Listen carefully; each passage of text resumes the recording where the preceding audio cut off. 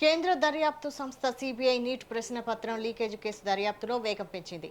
పూణేలోని modern college professor Manisha మందారేను arrest చేసింది.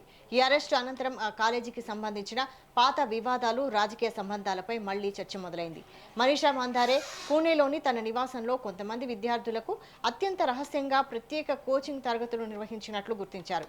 ఈ క్లాసుల్లో బాటనీ, బయాలజీ, జువాలజీ సబ్జెక్టులను సంబంధించిన ముఖ్యమైన ప్రశ్నలను విద్యార్థులతో నోట్బుక్స్లో రాయించడమే కాకుండా పాఠ్యపుస్తకాలలో గుర్తులు పెట్టించినట్లు అధికారులు వెల్లడించారు. డిజిటల్ ఆధారాలు బయటపడకుండా ఉండేందుకే ఈ విధానాన్ని అనుసరించినట్లు అనుమానిస్తున్నారు. పరీక్ష అనంతరం సిబిఐ అధికారులు పరిశీలించగా విద్యార్థులు రాసుకున్న ప్రశ్నలు నీట్ 2026 బయాలజీ అసలు ప్రశ్న పత్రంతో పూర్తిగా సరిపోలినట్లు గుర్తించినట్లు సమాచారం. దీంతో లీకేజీ వ్యవహారం వెనక ఉన్న నెట్వర్క్, ఆర్థిక లావాదేవీలపై సిబిఐ దర్యాప్తు వేగవంతం చేసింది. అలాగే గత ఏడాది యూకేలో ఉద్యోగం సాధించిన దళిత విద్యార్థి ప్రేమ్ బిర్హాడేకు కాలేజీ యాజమాన్యం క్లియరెన్స్ పత్రాలు ఇవ్వకుండా వివక్ష చూపించిందనే ఆరోపణలు కూడా అప్పట్లో సంచలనం సృష్టించాయి. ప్రస్తుతం నీట్ పేపర్ లీక్ కేసులో ప్రొఫెసర్ అరెస్టు కావడంతో కాలేజీ యాజమాన్యం ఆమెతో తమకు ఎలాంటి సంబంధం లేదని ప్రకటిస్తూ దూరం పాటించే ప్రయత్నం చేస్తోంది. ఈ కేసులో ఇప్పటి వరకు 9 మందిని సిబిఐ అదుపులోకి తీసుకుంది.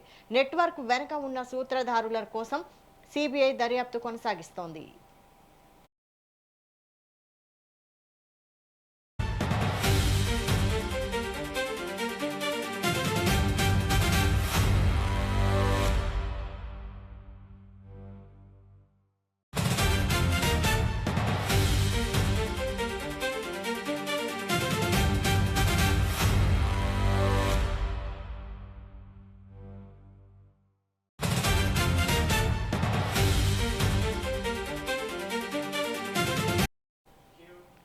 కేంద్ర దర్యాప్తు సంస్థ సిబిఐ నీట్ ప్రశ్నపత్రం లీకేజ్ కేసు దర్యాప్తులో వేగం పెంచింది.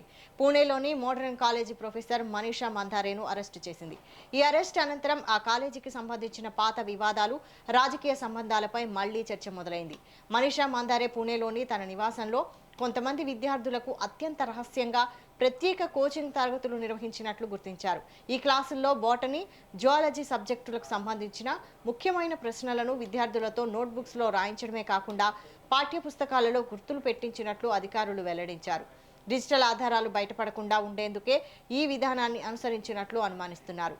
పరీక్ష అనంతరం సిబిఐ అధికారులు పరిశీలించగా విద్యార్థులు రాసుకున్న ప్రశ్నలు నీట్ 2026 బయాలజీ అసలు ప్రశ్న పత్రంతో పూర్తిగా సరిపోలినట్లు గుర్తించినట్లు సమాచారం. దీంతో లీకేజీ వ్యవహారం వెనక ఉన్న నెట్వర్క్, ఆర్థిక లావాదేవీలపై సిబిఐ దర్యాప్తు వేగవంతం చేసింది. అలాగే గతేడాది యూకేలో ఉద్యోగం సాధించిన దళిత విద్యార్థి ప్రేమ్ బిర్హాడేకు కాలేజీ యాజమాన్యం క్లియరెన్స్ పత్రాలు ఇవ్వకుండా వివక్ష చూపిందనే ఆరోపణలు కూడా అప్పట్లో సంచలనం సృష్టించాయి. ప్రస్తుతం నీట్ పేపర్ లీక్ కేసులో ప్రొఫెసర్ అరెస్టు కావడంతో కాలేజీ యాజమాన్యం ఆమెతో తమకు ఎలాంటి సంబంధం లేదని ప్రకటిస్తూ దూరం పాటించే ప్రయత్నం చేస్తోంది. ఈ కేసులో ఇప్పటి వరకు 9 మందిని సిబిఐ అదుపులోకి తీసుకుంది. నెట్వర్క్ వెనుక ఉన్న సూత్రధారుల కోసం సిబిఐ దర్యాప్తు కొనసాగిస్తోంది.